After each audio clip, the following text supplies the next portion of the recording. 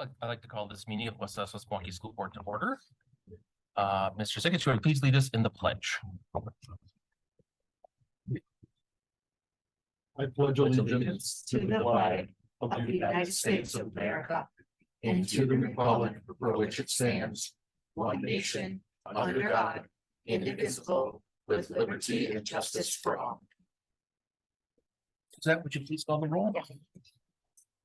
Ms. Deal here.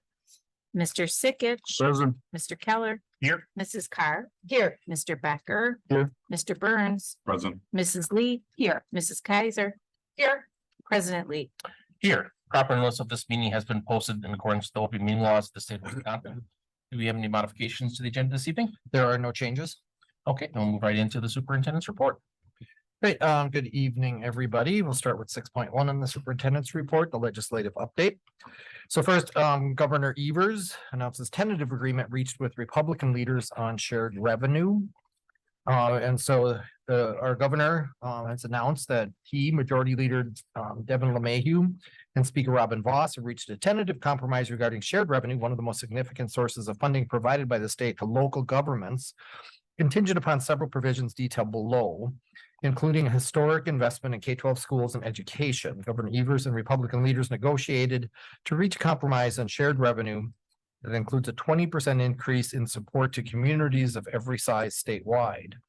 Importantly, the compromise reached by Governor Evers and Majority Leader LeMahieu and Speaker Voss also contains provisions ensuring the city of Milwaukee and Milwaukee County are enabled with the tools, flexibility, and resources to avoid insolvency, including requiring a 2/3 vote by the city of Milwaukee Common Council and the Milwaukee County Board of Supervisors to implement a local sales tax of 2% for the city of Milwaukee and 0.4% for Milwaukee County. Finally, in addition to making historic investments in local communities of every size across Wisconsin, the tentative agreement also builds upon Governor Evers' work to do its best for kids with historic budget investments in K-12 education statewide by providing more than $1 billion in spendable revenue for K-12 education to maintain 2/3 funding, including a $325 per pupil increase in each fiscal year on the revenue limits, setting aside $50 million to improve reading and literacy outcomes for K-12 students, providing a per pupil increase for choice and independent charter schools, investing $30 million over the biennium to continue the governor's initiative to support school-based mental health services statewide, and reaching 33.3 reimbursement for special education, and increasing the low revenue ceiling from $10,000 to $11,000 per student. There's also a bill allowing school board members to be volunteer bus drivers. That's going to a public hearing, so if you're interested in that. The Assembly Committee and we had a school board member that was a bus driver.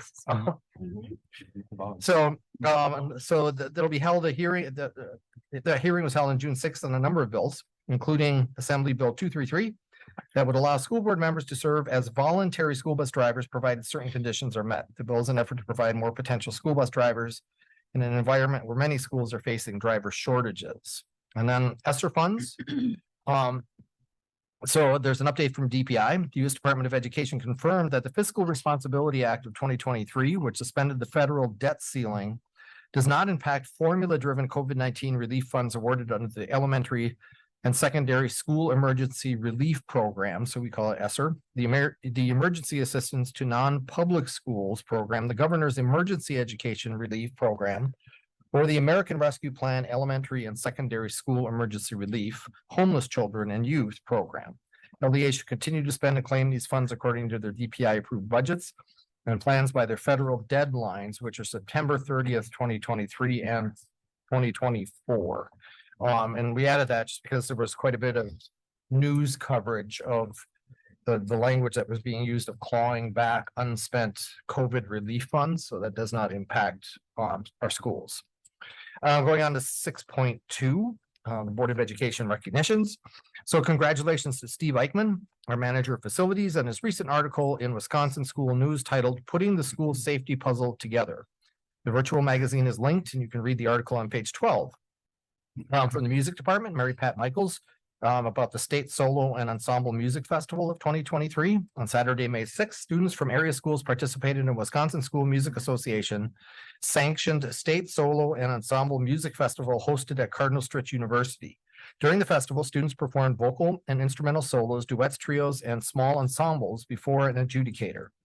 WAWM students from Central and Nathan Hale represented our district at the festival.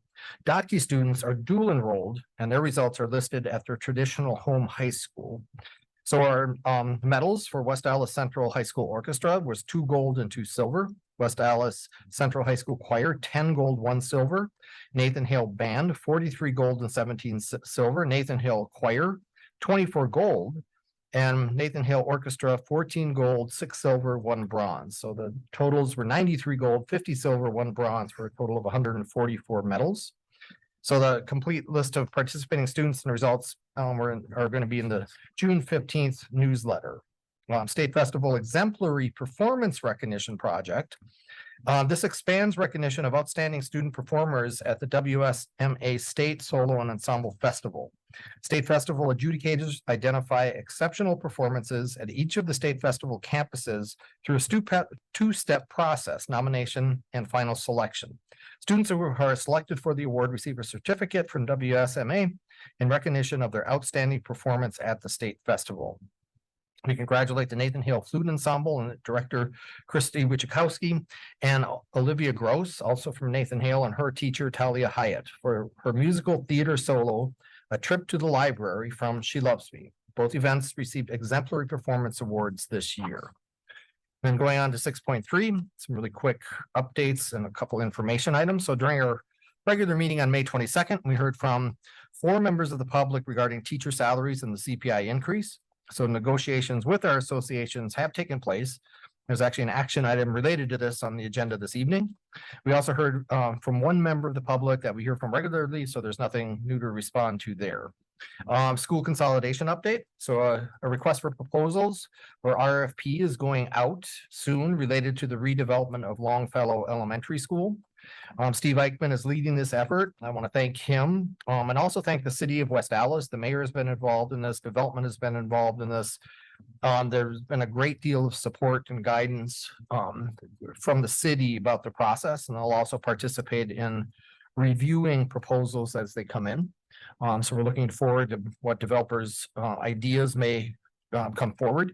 But I've said this many times, this is a very long timeline, even though, you know, it'll be a matter of maybe a month or 6 weeks before we start having proposals come in. But from proposals to the time there's actually construction taking place, maybe years. And then finally, high school graduations took place this last week. And each one was really extraordinary. I think some of the best I've experienced in my 8 years here. It was just so well done. And people, I think, felt really good about it. Hale Central and Dotke all had beautiful ceremonies, and our Deeper Learning Virtual Academy, DLVA, held its first graduation of 12th graders. So they did 5th and 8th commencements, and this year, their first 12th graders. So it really was a great week in our school district last week as we sent all of those 12th graders on to their next journeys in life. And that concludes my report. Thank you very much. I'll move on to item 7, our public comments for this evening. Currently, there is no one signed up for public comments. If there's anyone here who wanted to sign up who hasn't, there is the tablet in the back to be able to sign up to address the board. I'll wait. And if there's anyone on Zoom who came late, there should be a link in the chat to do so as well. I'll wait just 30 seconds since we don't have anyone here currently signed up in case someone is scrambling to do so.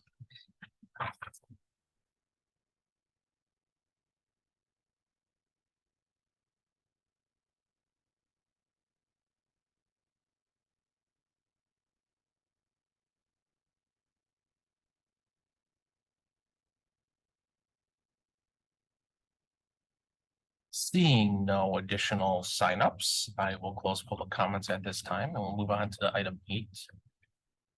The board reports, starting with 8.1, a review of our board calendar. So today is June 12th, 6 p.m. We have a regular Board of Education meeting. We also have a financial efficiency workshop on the proposed 23-24 budget and preliminary tax levy number 2. And immediately following, we'll have a closed session. Then on June 26th at 6 p.m., we have a regular Board of Education meeting and action on proposed 23-24 budget and preliminary tax levy number 2.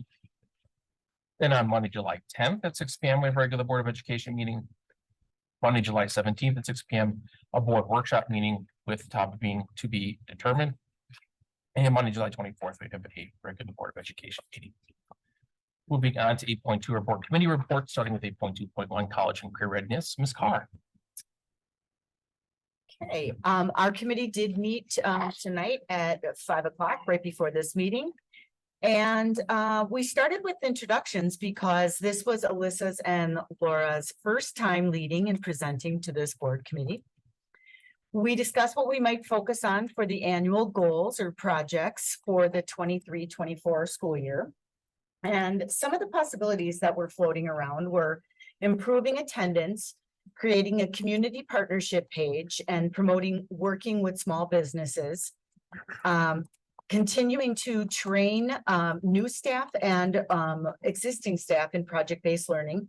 And although these seem like topics that might fit under other committees, we thought that there was definitely an academic advantage if we focused on them as well.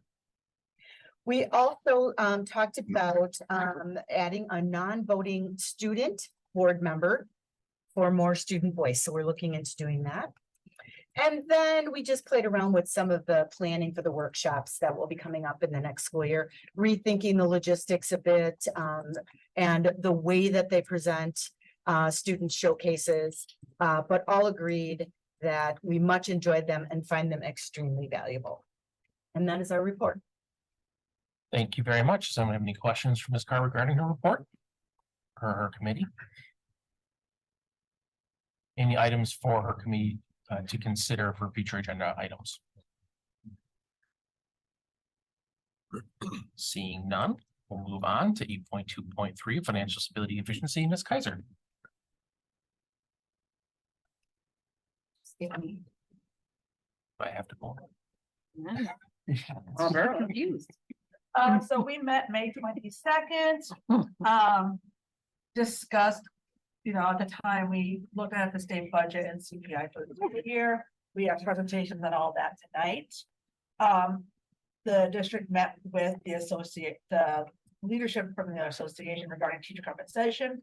And we talked about how it's part of how the state budget ends up working out. And we are going to hear more about that tonight. So my update, as always, is stay tuned. Action items tonight. And work it out. Okay, any questions for Ms. Kaiser regarding her report? Or any items that you would like to have considered at future agenda, future committee meetings? Seeing none, thank you much, Ms. Kaiser. And then 8.2.2, communications, community relations, Ms. Deal, if you would like to give your report now, that'd be great. So our committee met on Monday, May 22nd. So the two things that we talked about was we discussed some upcoming summer community events that we're going to be present, like a la carte, Juneteenth, some of those things. And then we also just got an update on the annual report that we're working on, and then just kind of brainstorm some of the ideas about some articles that we can put into that annual report. Any questions for Ms. Deal regarding her committee report? Any future items that you would like to be considered for agendas? I have one question. Annual report supposed to be released this fall? Is that what's the timeline on it?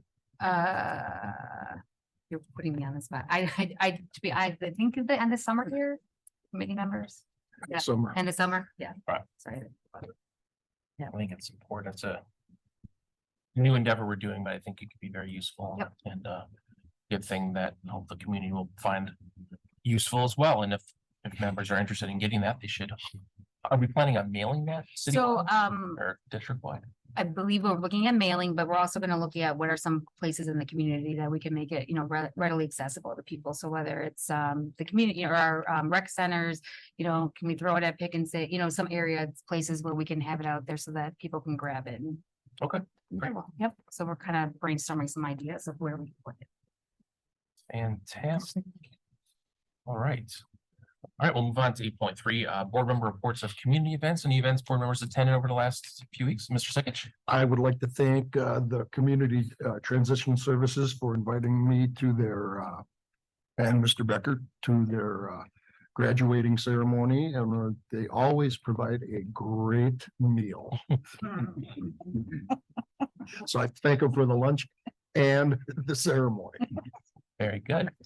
Yes, and thank you for attending, and that is held during the day usually, so I like being able to have board members at those sorts of events, so thank you for attending, you, Mr. Becker, both. I like those day when it gives me something to do.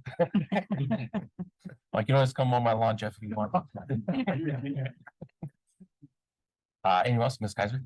I went to Docky's exhibition night, along with a lot of other board members I saw there, but I just wanted a huge appreciation to Mr. Gels and the staff and deeper learning coaches. This is the first exhibition I walked away from and went, oh my God, like I feel like the level. They've always been wonderful, but the level of what the kids were invested in doing and creating, how they were able to explain their stuff. It was just at another level that was just so incredibly inspiring. As a teacher, that's a level I would be, as a fourth grade teacher, I would love to see my kids in high schools doing this kind of work. So just a phenomenal night, and it was very enjoyable. Thank you. Any other, Ms. Carr? And just to piggyback off of that, I just keep thinking, imagine if we started in 4K as we are. Imagine how those kids, after presenting learning from 4K through 12th grade, by the time they get to high school, how proficient they will be. They would be exceptional. So I'm looking forward to that as well. I went to the Deeper Learning Virtual Academy ceremony.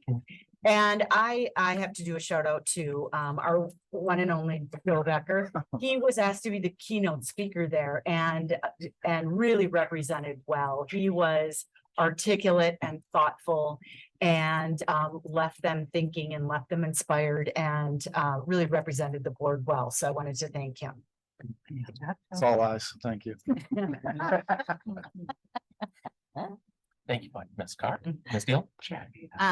I was also able to come to go to the Docky's exhibition night. Was great, but I just wanted to say a thank you to all of, and I'm gonna get emotional.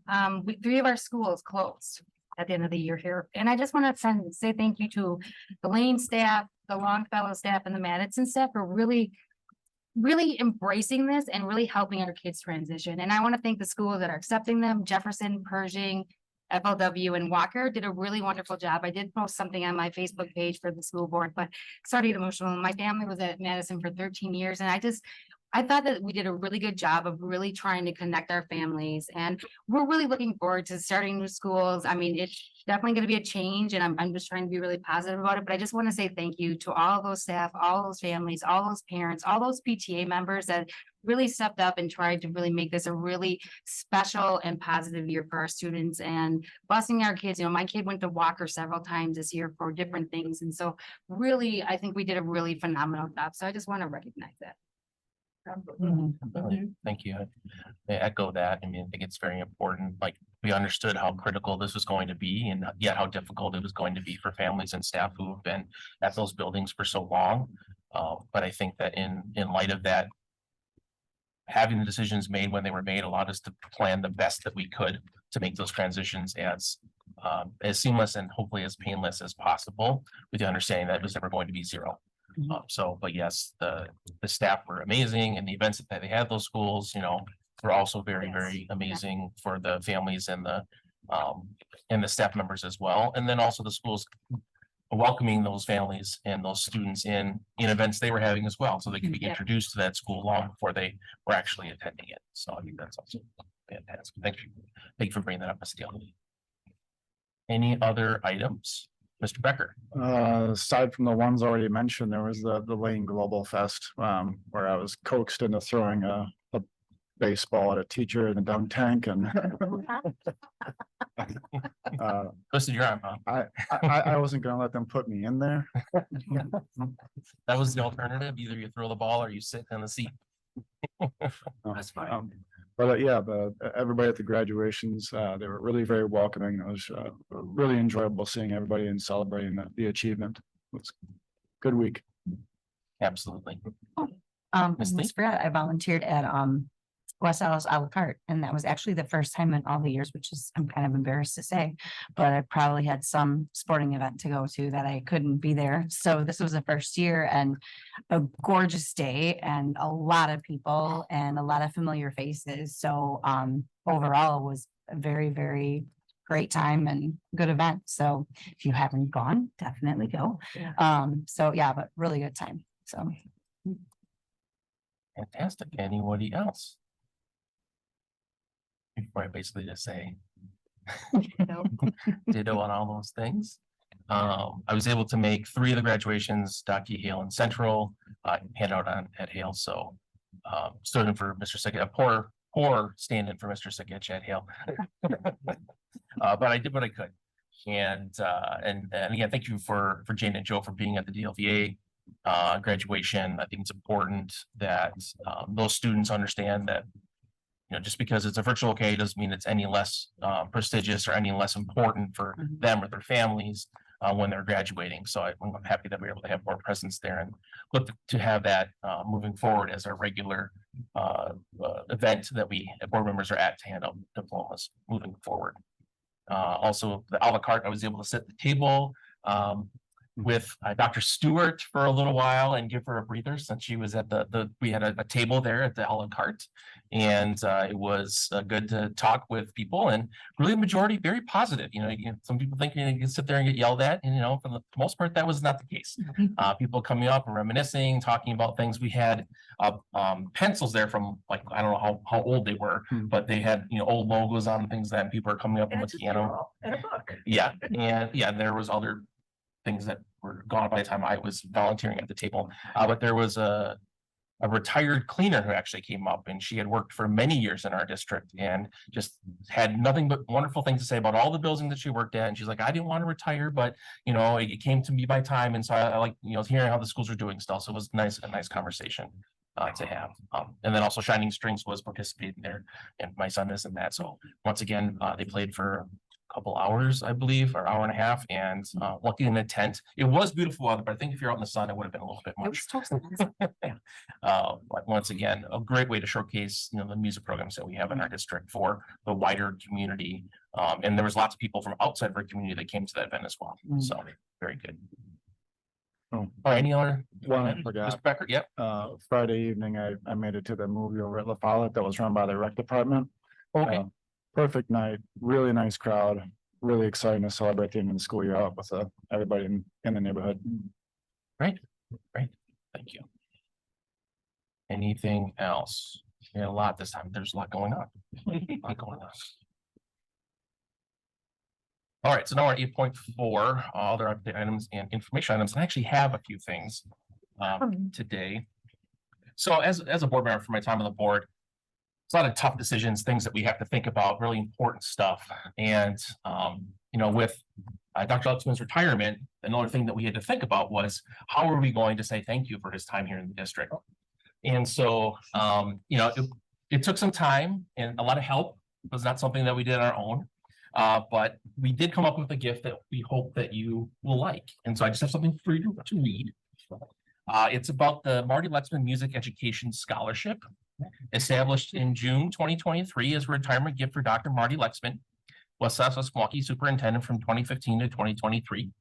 To honor Dr. Lexman's love of music education, music performance, and music in our community.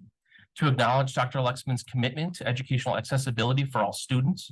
In appreciation of Dr. Lexman's own participation in our music concerts and festivals during his service as superintendent of the West Allis Milwaukee School District. To support our West Allis West Milwaukee students in their music education aspirations outside of what our district offers. To ensure that there are no financial barriers to our young musicians being able to participate in various music programs. Presented on June 12, 2023 to Dr. Marty Lexman at the regular Board of Education meeting of the West Allis West Milwaukee School District by myself on behalf of the entire West Allis West Milwaukee Board of Education. So we have something here that we wanted to present you, and this will be a scholarship that will be ongoing for hopefully for as long as our district exists, and we'll be able to provide funding to students who would like to participate in music, but might have some barriers financially to be able to do so. And there'll be more to come with that, but that's something that we thought hopefully that you would like. So with that, just want to.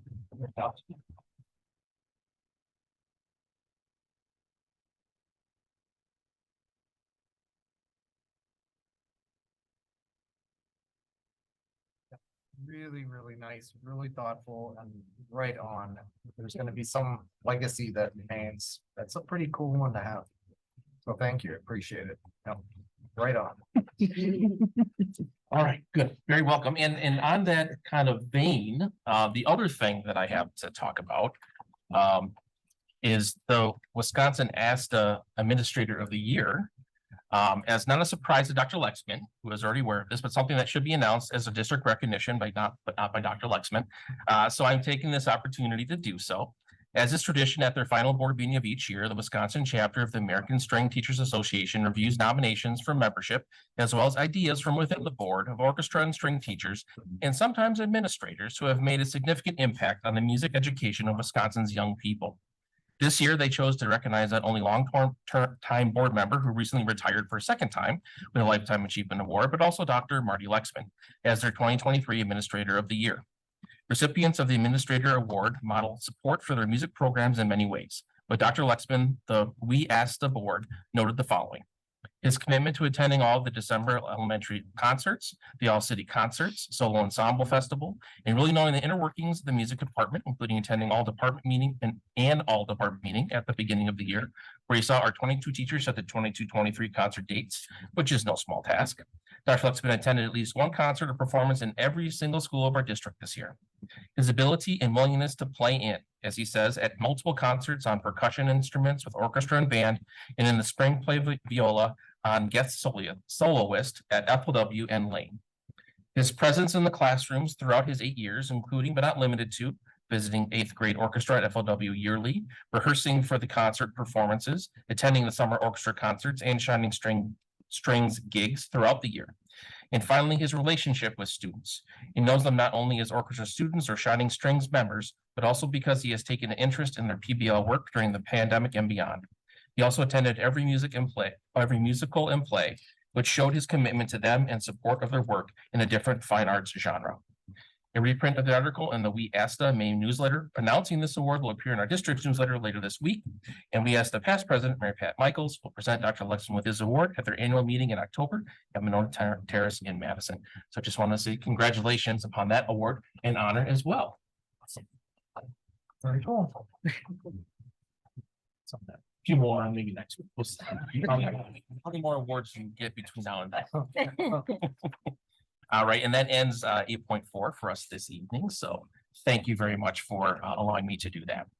So we'll move on to item 9, our consent agenda this evening, starting with 9.1, approval of minutes from a regular Board of Education meeting from May 22nd. 9.2, the employment summary, and 9.3, the supplementary contracts. Does anyone need anything separated out?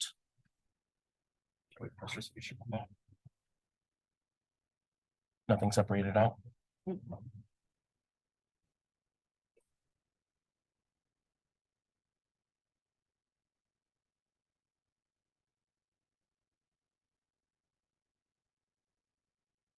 All those in favor? Aye. Opposed? Did we have a motion? Didn't and do a second? motion. Oh, yeah. Move to approve. A second. Second. We have parliamentary- Where's the ambulance? You're the- All right, sorry, we had a motion and a second? Yes. All right, all those in favor? Opposed? All right, that passes. All right, let's move to our action items for this evening, our 22-23 action items this evening. We'll have 2 sections. Just for those who might be confused, this is not the norm, but we're going to have budgetary year 22-23 action items first, followed by the financial stability and efficiency workshop, and then we're going to have 23-24 action items after that. So starting with 10.1, temporarily waive board policies in support of the City of West Allis event, July 4, 2023. Dr. Lexman and others. Yep. So thank you for considering this. This is part of some planning we've been doing with the City of West Allis, and the executive summary, I think, lays it out pretty well. It's a matter of a place to host the fireworks, which are traditionally at Wisconsin State Fair Park at Milwaukee Mile. And there's some conflict or construction or something, and the city has tried to work it out. And I don't know, a month, 6 weeks ago, approached us to consider, could they host it at Nathan Hale? We talked about, do they fire the fireworks off at the dog park? Do they do it in the Ball Diamonds? So we've worked through a number of those details. At the table has been the mayor, their person that does all of their special events. We've had a captain from the police department, the fire chief has been there. So all of the right people are at the table. Aaron has taken up the responsibility of all the dynamics of risk and liability. So he'll be able to answer questions about how we've navigated that. Essentially, it is really a city event, and we're simply allowing them to use our space. The reason that we're in front of you is because the event traditionally, as you might expect, most 4th of July fireworks events have people that enjoy alcohol. And we have a no alcohol on school premises policy, and as well as tobacco. And we talked through this in one of the earlier planning meetings. And the conversation with the police department was that, given that it's the 4th of July and they have a lot of things going on, as you might imagine, they just didn't feel they would be able to staff having to check everybody's trunk, check every cooler.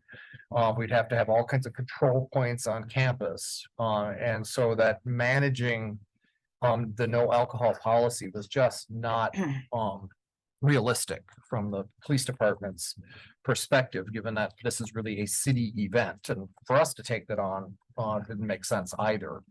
And so approaching the board to waive those policies related to alcohol and tobacco on premises is the step that we agreed to take. And it's not unusual, right? So, in the notes here, I was a superintendent in Shorewood before coming here, and every year there was an item that came before the board for the Alumni Association. They have a big weekend where all alumni come, and they waived the no alcohol policy for that event. But it is just as temporary. It's just for the 4th of July and the rain dates. And so then it would go right back to the normal policy. We are not considering selling alcohol on campus. But this is the very first time we've tried this. And so to manage it as well as we can, to try to honor the tradition, but also not take on, more than we think is reasonable given the timeline. We're also not going to promote that it's okay to smoke on campus or to bring alcohol on campus. We're just not going to advertise that. But if people show up and they're going to tailgate and bring beer, we're not going to police it. What the police department has committed to doing, what they do at any special events, if somebody is intoxicated and inappropriate, that's what they'll respond to, right? So that we're not responsible for that. That's their job.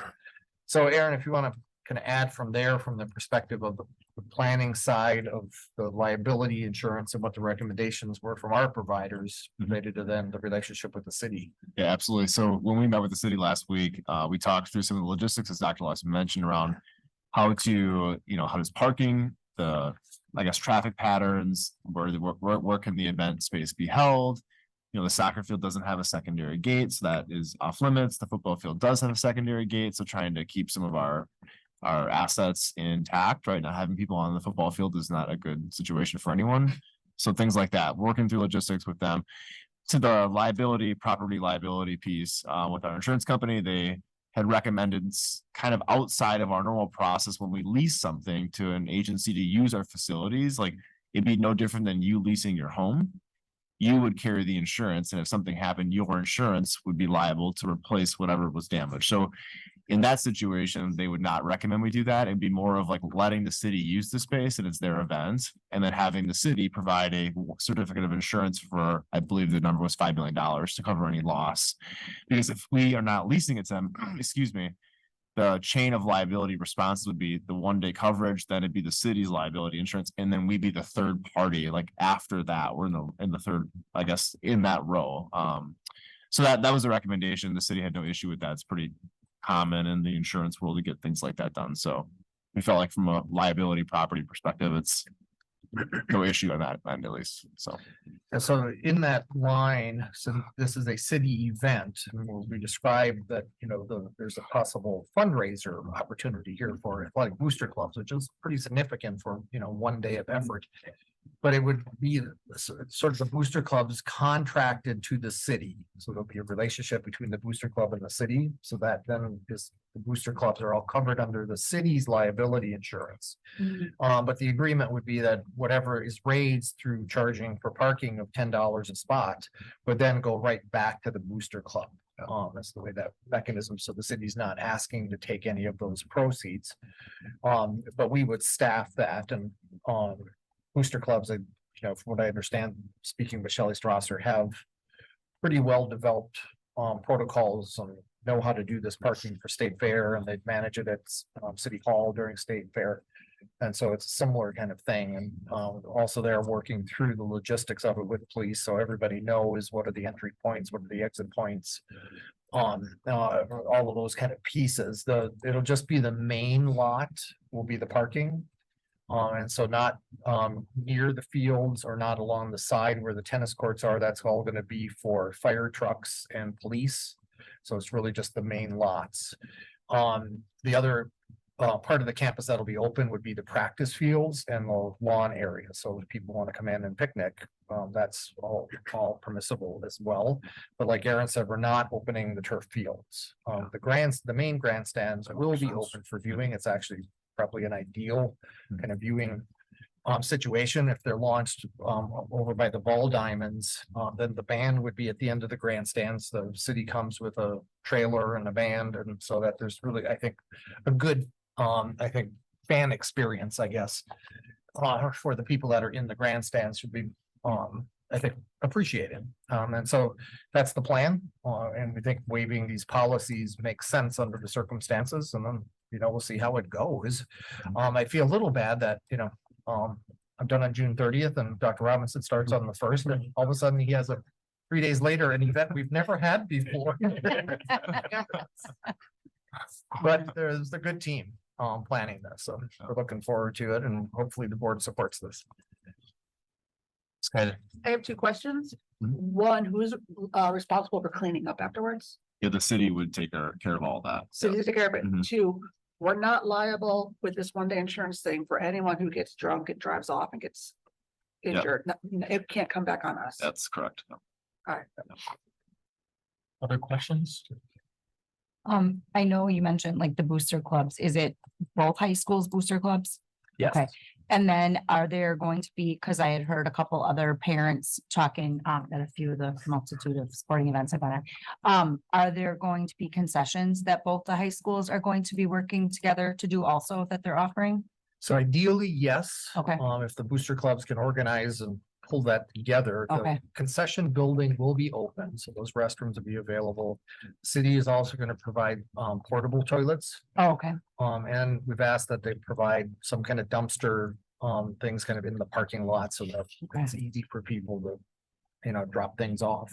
But yes, we've encouraged the booster clubs to organize and sell concessions. It's another Okay, opportunity. it just, I heard talking about it already as far as menu and all that, so I didn't know if that was a sure thing or not, and then they're just gonna pool it all together and split it between the Right. two high schools? Yes, I Okay, think that good. makes sense. It just, Okay, it's split yeah. in half. It's the first time and it's a short Okay, good. window, so I think keeping it simple is helpful. That was mine, okay, good, Yeah.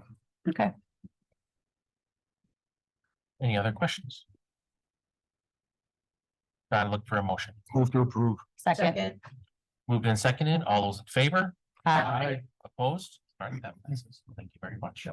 On to 10.2 budget amendments for the 22-23 year. Mr. Norris.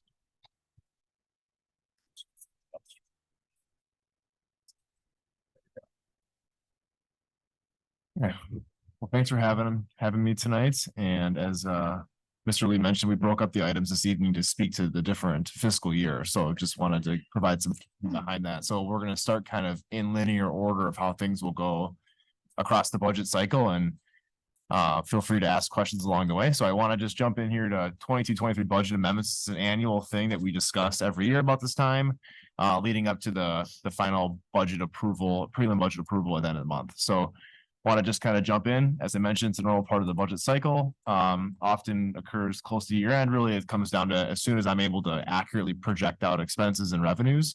And those both are moving targets throughout the year. We're in a good spot to do that now, so I'm happy to present this tonight. So really want to talk through some of the actual items that have hit this year to kind of show where the total surplus of $4 million is coming from this year. Number one, reduced expenses. So we have, every year vacancies that sometimes go unfilled for a period of time. And that's both just unfilled positions, but also staff. We budget for all new people to have full health and benefits. Not everyone takes that, right? So when you see savings from salary and benefits, that's kind of a combination of both of, hey, this position took 2 weeks to fill. Right. And if the average position takes 10, 11 days to fill, well, that adds up quickly, right? Same thing with health benefits. So if staff takes single insurance, just to take insurance, that's about $20,000 to $30,000 in savings and one person. So some savings there. We also saw savings in early retirement health insurance. This is going to continue to be probably an item on my list here now due to the OPEB restructuring, but also with Anthem, right? And so as more people qualify, being Medicare eligible, continued savings will continue to occur there as well. And then substitute savings due to less teachers out sick, which is a good thing to see as well. Increased revenue, the governor's COVID relief funding, so that's going to continue to be there up until the end of next year. And then also we saw a significant increase in interest earnings. That's from moving the dollars to the money market CD. We over the 4-month period made about $450,000. So projecting that out, if rates stay high, that's something that we might be able to make $1 million next year on just in interest. So that's putting money to work, which is really, really good to see. So that's kind of a high level view of it. Can certainly get really micro easily, but these are the big buckets. So long-term planning. So the projected surplus is $4 million. I mentioned that's about 3.6% of our budget. We aim as a strategic plan to have 2 to 3%. So 2 is really the goal.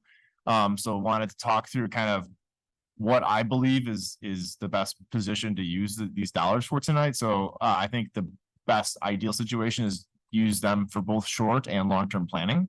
We're certainly not in a position where we need a long-term plan financially at this point, but using those dollars to really invest in our people is really what I think we can use that for. So the first one is you'll see the recommendation this evening is using 1.25 million of that to provide all staff with a year-end bonus using a % of payroll.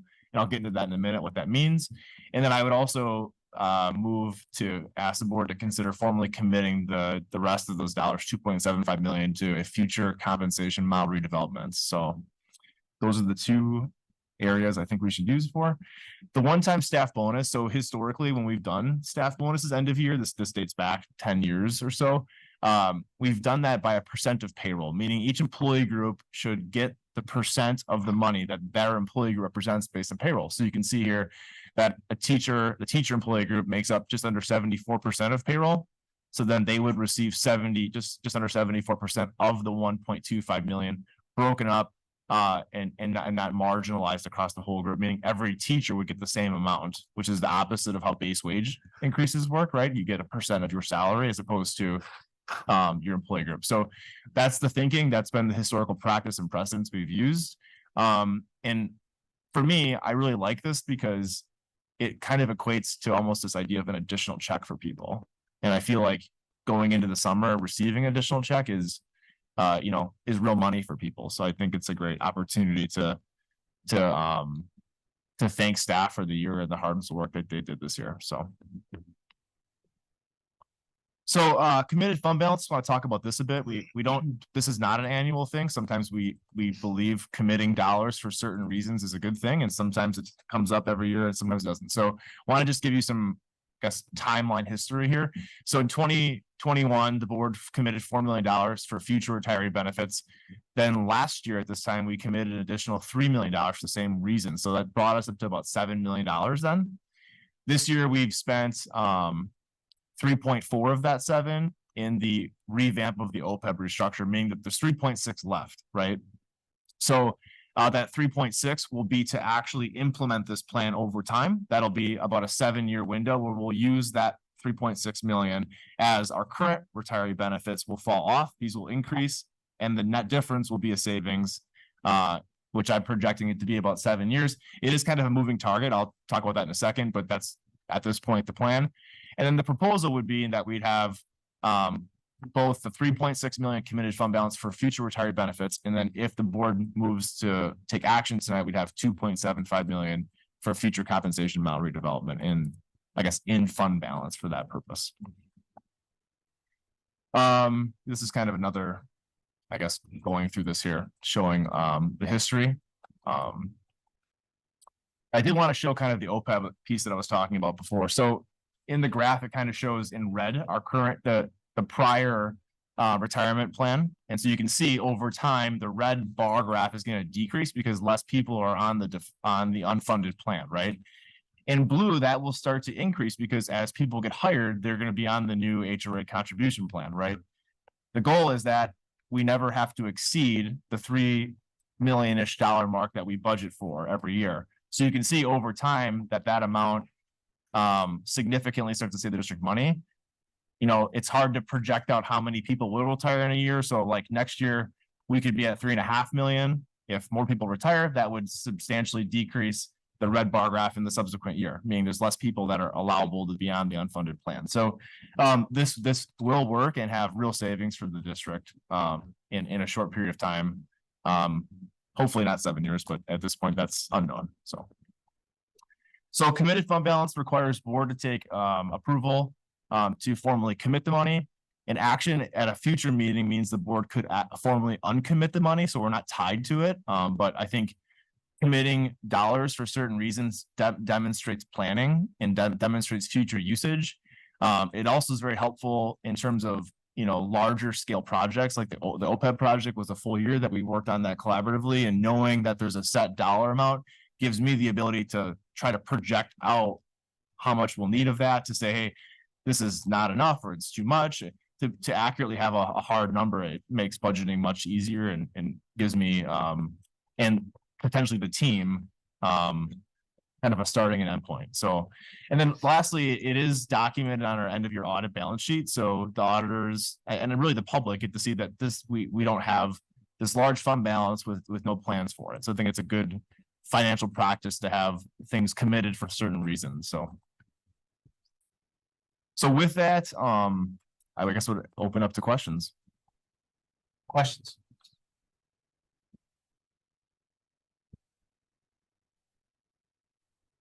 I have questions. I've actually not really questions. One's a statement. One, the money that we committed as a board in all of these instances, including this one, is money that was saved from that year's budget. That's correct. So it was because the budget that we had approved in that fiscal year, we didn't end up spending all the monies for one reason or another.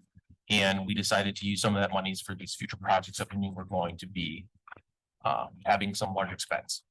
And that is done as opposed to doing something like a referendum for the same things. Some school districts, for the OPEB, for instance, I know there's been districts recently have done referendums to fund that OPEB change so that they would not be able to, because they did not do these sorts of things. I just want to make sure clear for the public, anyone who's listening to this afterwards, that this isn't money that we're taking out of the budget for next year. This is money that we saved from the budget this current fiscal year.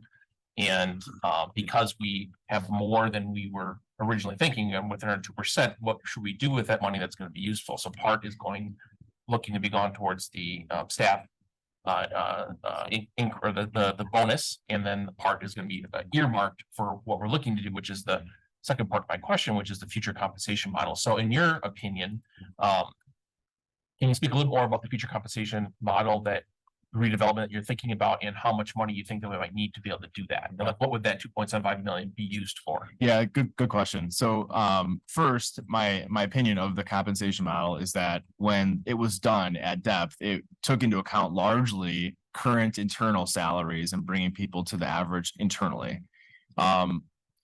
My opinion is that we don't lose people from Hale to Central, right? We lose them from Hale to Waukesha or New Berlin or wherever they may go, right? And so having amount of money that's sizable to move people to whatever the model is, be that what we find out from digging into the data and other comp models. You might have a 7th year teacher that may need to be moved $3,000 to get to whatever the regional average states, or you know, a lot of comp models look at, you know, specialty areas. So they have a comp model and then they have high needs areas. So if Spanish became a high needs areas and you're a 5th year teacher, that should be moved up 2 lanes. That might be $6,000. I mean, so to have a pot of money to move people, again, using the same idea with OPEB is you can't use that all in one sweep because then how are you going to pay for it in subsequent years? So when I look at that, my first thought is, yep, that's probably like 700,000-800,000 off the bat you could use to move people, which about might be pretty close with, you know, 700 teachers ish. But really at this point, I don't have a great number at this point presently. I think this year that's where my head will go, is shifting into like, what does it look like working with Millman or actuarial piece to like forecast out models to go, hey, here's your current retention rate. What happens if everyone stays now? Right? Is that affordable? Right? And then realistically, well, what are districts that are really competitive? What is their retention rate? So it's probably a better place to land, right? Just ironing out thinking and then working at likely towards the end of the year, starting to develop a committee and work through that with them and outline priorities of, hey, we've got 2.75 million pending board approval to work with. We can only spend $500,000 in year 1. Like having priorities to shake that out and shape that. That's really where my head goes when I talk about that. But that's some of the thinking. Hope that answers your question.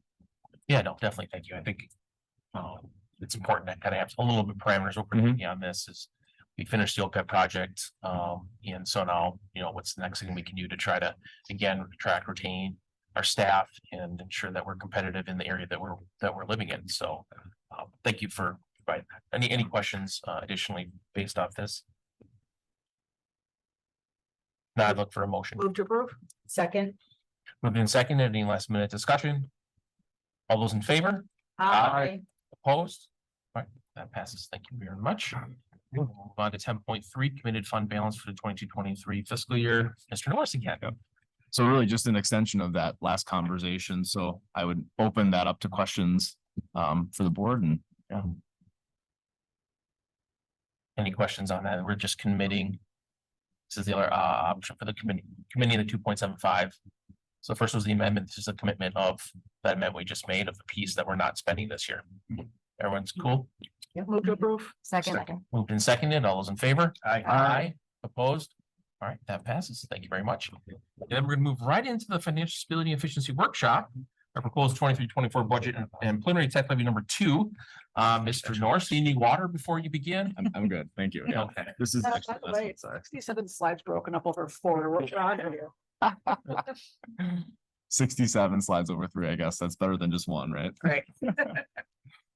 Okay, well, so prelim budget. So a lot's happened over the weekend. So I will talk a bit on the I guess the announcement that Friday that Speaker Voss and Governor Evers made referencing kind of the tentative handshake agreements that Dr. Lexman also referenced to in his legislative updates. There really isn't a ton of detail behind the statement. So when I've spoken with the WASBO group and also Baird Financial, they said, I really wouldn't spend a ton of time running models because you don't really know the details. And that's what makes all the difference, right? Mm-hmm. So I do have some mock scenarios at this point. From what I've been told, we're going to get a lot more information tomorrow and Wednesday, potentially Thursday at the latest. So once I have that, I would look for board updates to give more clarity around that, just so you guys are aware.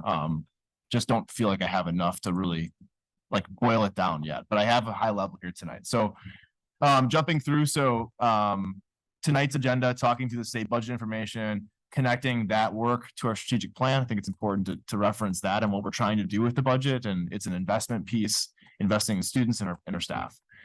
Reviewing the 23-24 budget assumptions, which will be a little bit off already. I already know that.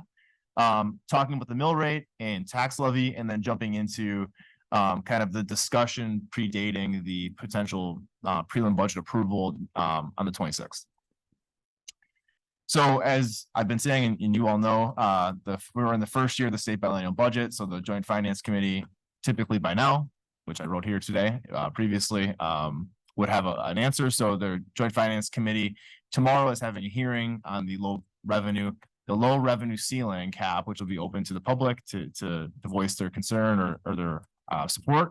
And then really, hopefully here by the end of the week, there'll be a formal agreement in writing that will be sent out through the different groups for schools to start moving ahead for next year.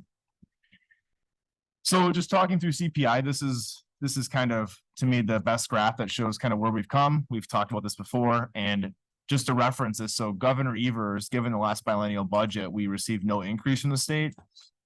If you take the CPI from each of the last 2 years and now next year, year 3, and then the potential for year 4, Governor Evers asked for the schools to receive a 20% increase in revenue, given that over the last biennial budget cycle where we got nothing, it was 6%, 1.23 and 4.7, so roughly 6. This year it's 8, so that's 14. And then early estimates are between 3 and 6% for the 24-25 year. So 20%, there was like regressional thought behind that amount. It wasn't just an arbitrary number that he came up with, right? It was to catch schools up for lost revenue. That doesn't even take into account lost revenue over time, just over the last 3 years. So what I'll talk through tonight is kind of what we plan to receive from that, but also kind of the history behind that as well. So you can see here, the 1.23% in 21-22, the 4.7 in 22-23, and the 8% in 23-24. With, at this point, we know the per pupil is going to be $325. We don't really know the categorical aid piece with that. So there'll be some additional revenue here that says we will get some money, but the question is how much.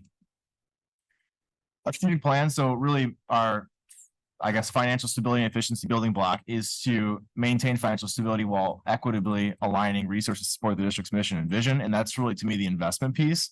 And I think from our lens as a school board and certainly financially, we're definitely in a position to look at investing, but doing that financially sound and not, I guess, going into deficit budgets to do those things, because then we're right back in the circle of where we were when Dr. Lexman came. So trying to invest, but we can do that in unique ways to be able to invest in our people and our students without, I guess, revisiting the history, right? So the budget's at this point, it's in flux. Hopefully it's not at the end of the week. And so the numbers likely will change from what you see tonight, but certainly by the end of the month for the prelim budget approval, I would be very much surprised if we didn't have hard numbers at that point. So looking more clarity here in the next few weeks, but tonight this will show kind of where things are likely at. So the state budget tentative agreement, I wanted to outline kind of what was shared over the weekend here. So I guess the first one, which is the most important, is that the governor and the speaker agreed on tentatively that the schools would get about $1 billion in spendable revenue for K-12 education, including a $325 increase in each fiscal year per pupil. Now, again, the wording here is the question. Spendable revenue in historical years hasn't always meant schools received it. It's meant we added more money to the equalization aid pot, which, as we know, doesn't mean we get more money. So if the $325 equates to $800 million, the $200 million might be an increase in aid to lower property taxes for communities. That is technically spendable revenue, but not for schools. So the details matter. Again, $50 million is to improve reading and literacy outcomes for K-12 education. There's a ton of restrictions and guidelines. I believe the feedback from WSAA was 50 bullets long of different things that are requirements of that. So again, that might be a great initiative, but it might be all supplement to our current budget where we have to add staff and have more requirements and have more obligations and things like that. So certainly a good thing for our schools, I think, right? But again, really no guidance there yet. $30 million to support school-based mental health services in the forms of grants. So that's consistent with what we've been receiving under Governor Evers's leadership here with school-based mental health grants, school-based mental health professionals grants. There was Get Kids Ahead. So again, clarity around what that means. Hopefully there aren't grant requirements for that. And it's Governor Evers has asked them preliminarily to just fund the schools with that money and not have hoops to jump through. So we'll look to see that. 33.3% special ed reimbursement, currently about 30%, so a little under from what I thought, but an increase yet alone, which is great. The low revenue ceiling really applies to school districts whose per pupil dollar amount is low, which is school districts like ours, right? Our current per pupil spending is about $10,500.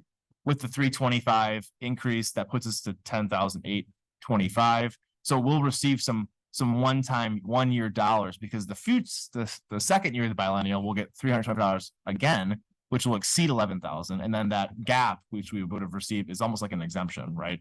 So certainly if that low revenue ceiling is next year, that's great news for us. If it's in year 2, it doesn't help us. So again, the details, right? And then the last 2 things here are per pupil aid increases for choice independent charters.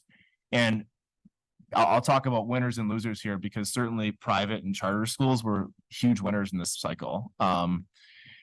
So looking at what are the questions remaining? So number 1, will there be additional dollars in the form of categorical aid? He's asked for $24 in each year.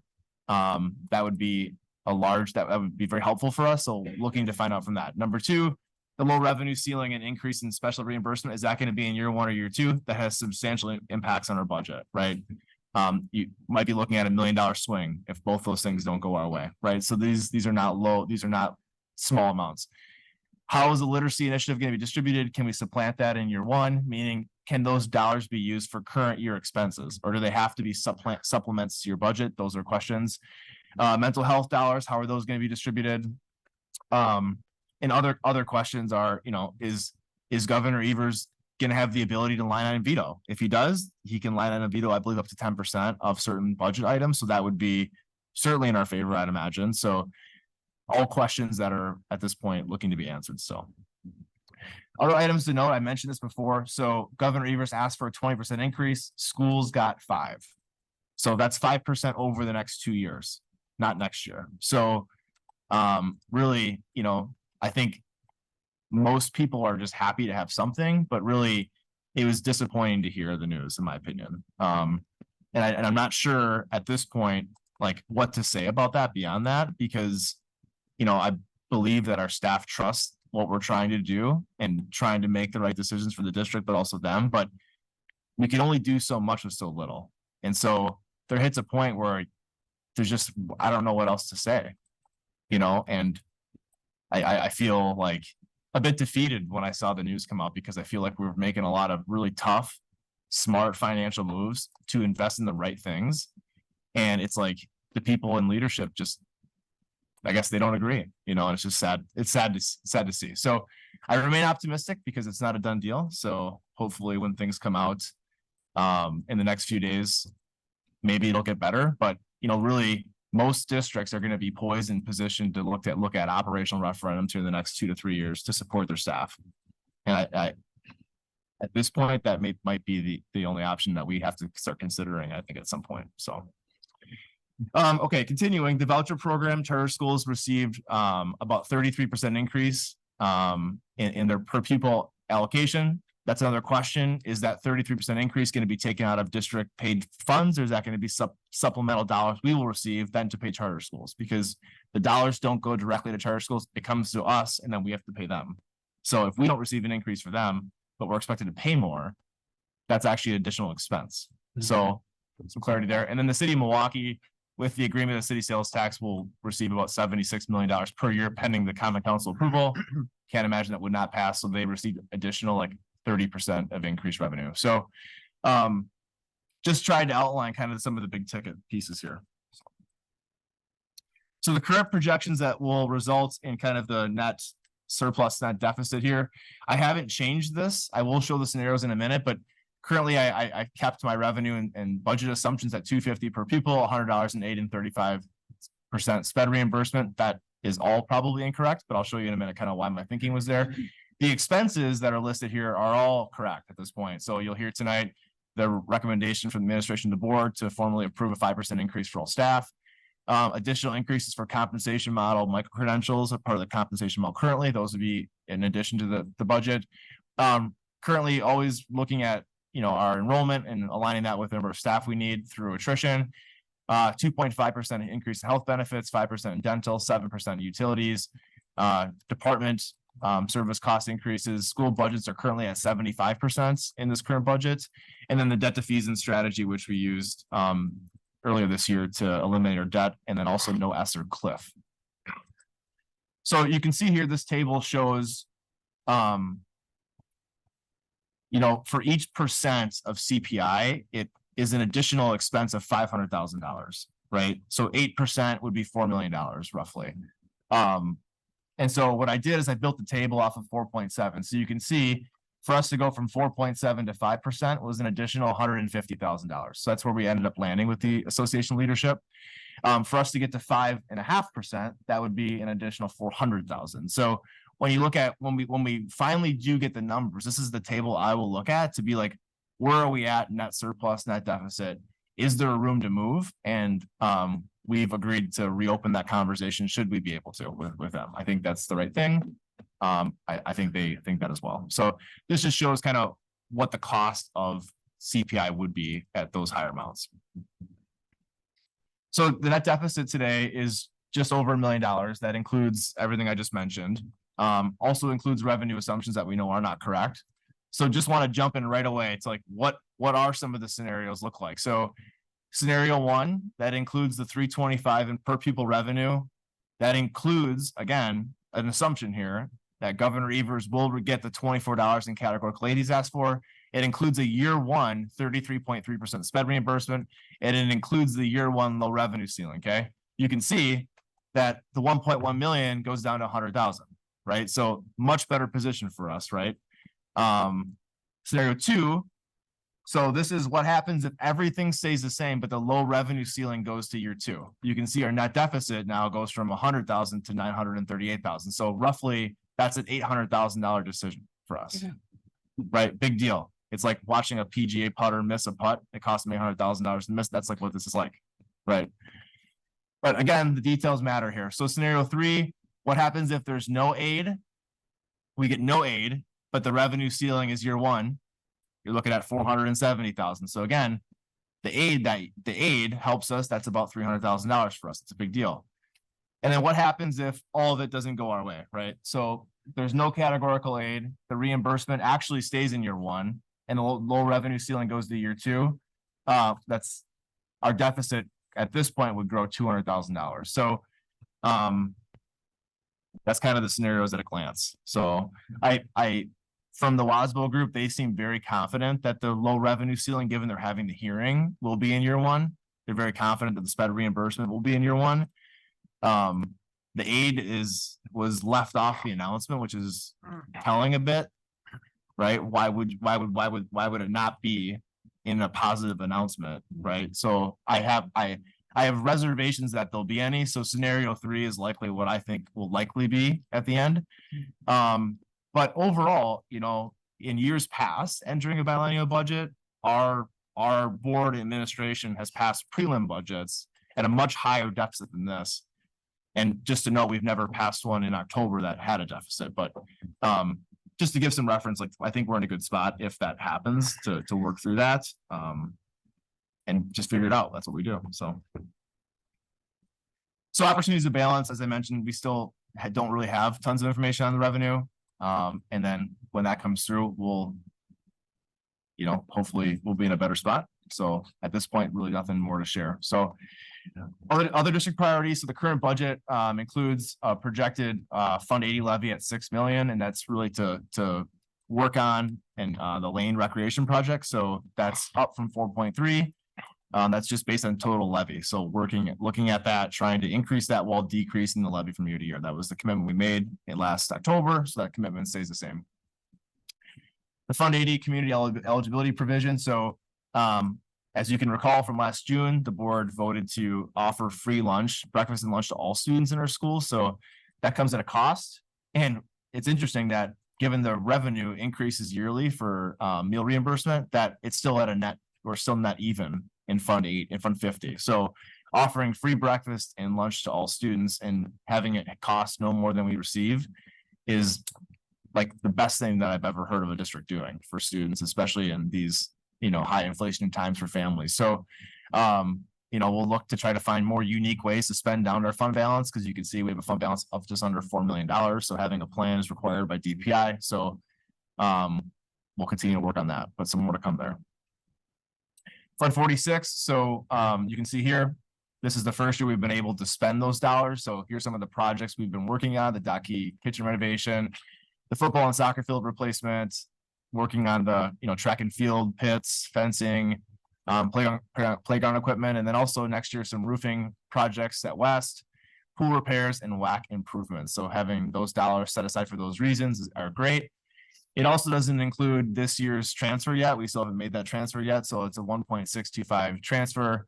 And of that, 1.3 is ESSER and 325,000 is the annual budget item for that. So the good news is that you know, I think the plan is at this point to spend about 3 million a year, and we've replaced half that this year and just supplanting our budget with ESSER funds. So that strategy has been very successful for us to use and not creating fiscal cliffs. So it's a great long-term strategy too.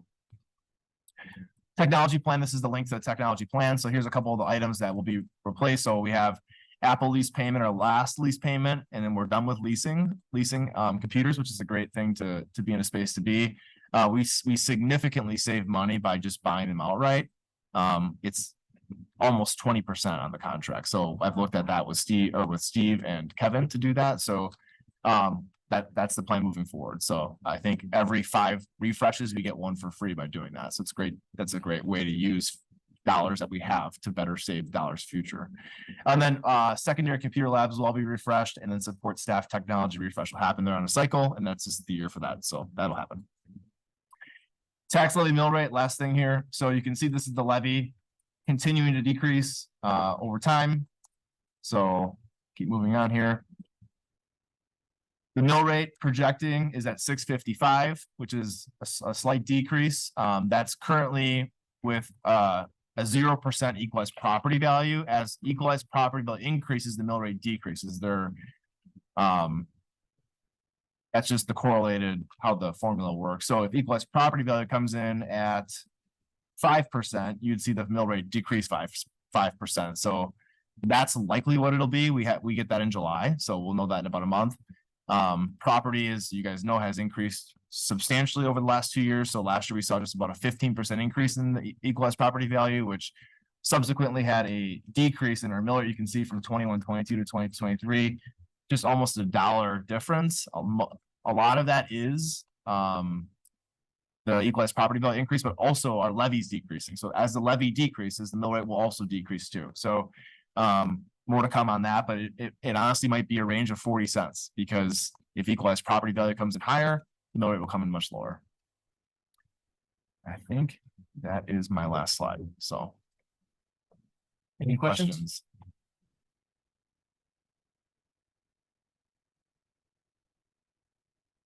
Questions?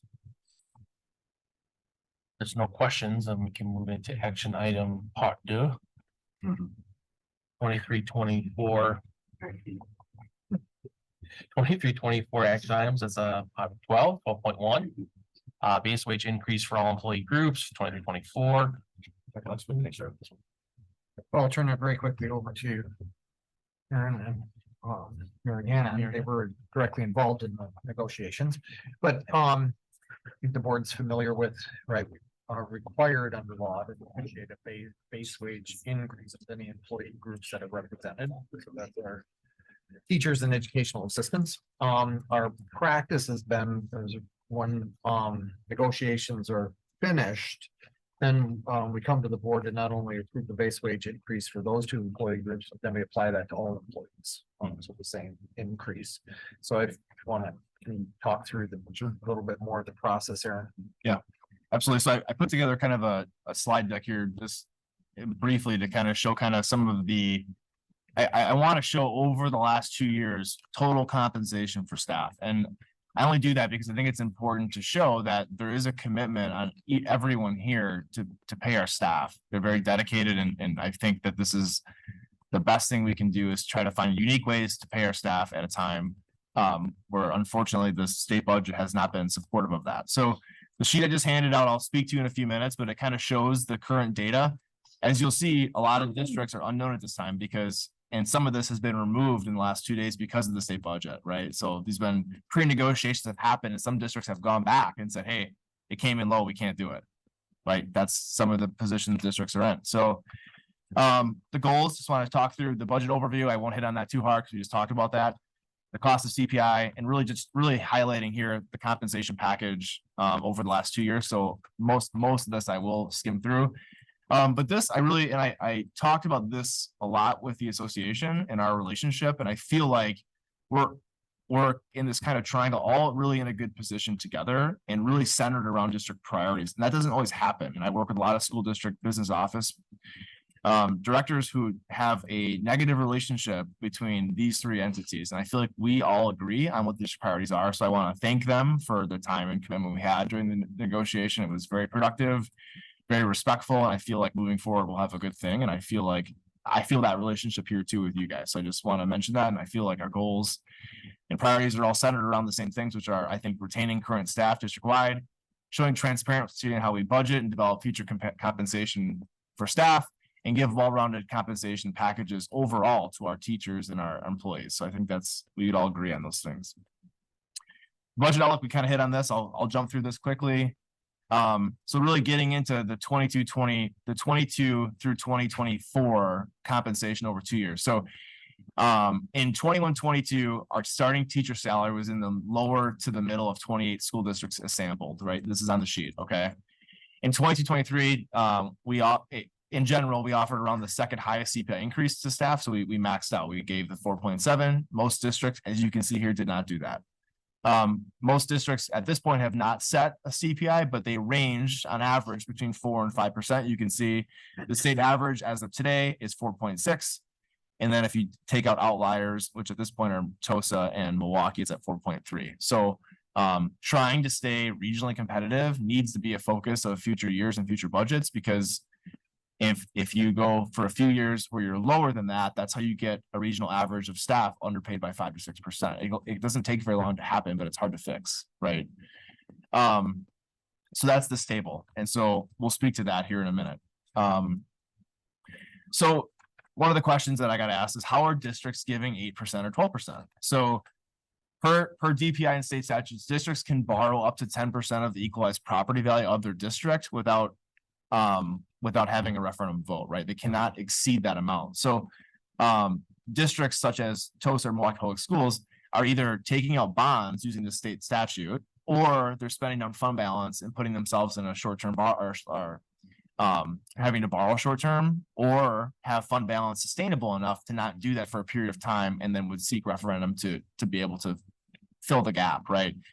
I haven't heard what Milwaukee's strategy is, but I know that is Tosa's strategy. They have enough money to not have to short-term borrow, so they're running deficit budgets to do that, and then are positioned to have a referendum pass to sustain that, or would have to look at essentially massive staff layoffs to be able to get themselves out of the red. So that's just the truth, and what districts that are doing. So yeah.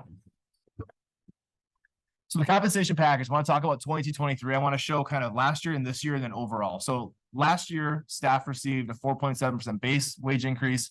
All teachers received $1,000 in ESSER retention bonuses. And then all returning staff for 2023 received a $200 comp model bonus on their outside of their base wage. Additionally, now the board's approved, the teachers will also receive $1,500 at the end of the year, which will happen this week, Thursday. And that's kind of the overview of compensation. I did not include micro-credentials because that's unique to the employee. Not every employee gets the same, right? So year-end bonus, we talked about this. That'll be paid out on the 15th, all staff. It looks like. So what I want to show is last year, what was the total compensation for staff, right? For a teacher, what was the total compensation? So you can see the low, average, and high here. So our low end, as our starting salaries, you can see in the sheet, was $43,250. That teacher would have received just over $2,000 increase in the base wage, also receiving $1,200 from ESSER retention and $200 in retention for the comp model, and then also $1,500. So that person in that year received a 10% increase in salary. Now that's not all renewing base wage, but it is real money. And so you can see kind of over the average salary, which is $54,000, what that looked like over the course of the year, and then also the high end. So 10%, just under 11, just over 9, and just over 8%. So again, trying to show the effort that is being made to try to compensate our staff. 23-24, we'll talk through that same kind of process. Here is again the CPI chart. And then this is kind of the same exact chart. So the low end now increased to 45.2, which will be moved in conjunction with the CPI approval. So increasing the base wage to stay competitive. And if you turn back to the table that I shared, you can see in the starting 21-22 starting teacher salary bucket, we were at 43.25 in 21-22. The average for starting teacher salaries is 44.4. So we were just over $1,000 below the starting teacher salary across the region. By us increasing the starting teacher salary by the same percent that all staff will receive for this year, we've gone from being $1,000 short to being under by $500. We cut that in half. So that's an important piece that we continue to keep an eye on, because if we are so far below the starting teacher salary, we won't be able to get new teachers either. And so that is a position we do not want to be in, but we don't want to increase the bottom without keeping our people in the middle applies too. So this is a great way to do that, and moving as everyone moves, right? That doesn't create compression issues. So again, you can see the total increase here for staff, 5% increase. And then the retention bonus of $1,500 plus the comp model puts people between 7 and 9%, right? Again, so again, showing the commitment. So what I did then was span that over 2 years to show a 2-year increase. So you can see all of the different items: retention bonuses, end of year bonus, CPI increases over 2 years. Staff received anywhere from the high end of a 15% to a 20% increase in both base wage increases and one-time staff bonuses. So again, I certainly understand that a base wage increase is much more important for the longevity of compensation. But again, this is also real money. So I just wanted to show that there is a commitment here to try to do something even when we can't do everything, right? And I think this is important to show. So with that, that is kind of the summary of where we ended with 5% and feeling that it's a good place to end at this point. So any questions? Questions? Okay, yeah. Did you say that when we get the information coming this week, how will you relay that information to us? Will it be in the Friday notes, or? Yeah, I'm thinking what'll I'm happen like- is I I'll want it, do. like right away. Yeah, absolutely, yeah. So I can work with Dr. Lexman on that once we have more like concrete information to share that out. Otherwise it would be almost 2 weeks for board updates. So yeah, we'll have to work through. I can work with Dr. Lexman on that to put something together. Okay. Yeah. Other questions? So thank you for going through this, and thank the association for meeting us and understanding about what we're trying to do. Hearing from people last meeting and the emails and things that the board has received, sometimes you get the feeling that some individuals don't think that we want to pay them 8%. And it really has nothing to do with that, and has everything to do with trying to ensure that the commitments that we make financially to staff can be long-term commitments and not short-term commitments. And that's always been, since I've been on the board, something I've always been very cognizant of, because I don't want to make promises that we can't keep. And it sounds like in some instances, some districts are going down that path, that they may end up in promises that they can't keep unless they go to operational referendum or something drastically changes at the state level as far as the funding formula works. So I thank you for putting that work in, and I'm, hopefully we get some better news coming out of this budget process that might allow us to be able to do a bit more. But I think this, combined with the fact that we're looking at relooking at the compensation model to include regional averages, is hopefully a sign to staff that, this is not something we're ignoring, and we're putting as much money as we possibly can where our mouth is whenever we can. So thank you for that work on that. And again, thank you for the association for taking the time and working through that process with us. So with that, if there's no Approve. Second. moved in second, any last minute discussion? All those in favor? Opposed? All right, that passes. And then our last action item for this evening, 12.2 Southeastern Wisconsin Schools Alliance membership. Dr. Lexman. Yep. So this is an annual item. We've been part of SWSA for a number of years. So again, it is a consortium of sorts of all area school districts in southeastern Wisconsin. It's a membership association where we pay dues to participate, and it really is a way to coordinate legislative influence. And so our dues hire an executive director and a lobbyist. So all of the combined school districts help pay for it. It's a full, they're both part-time positions.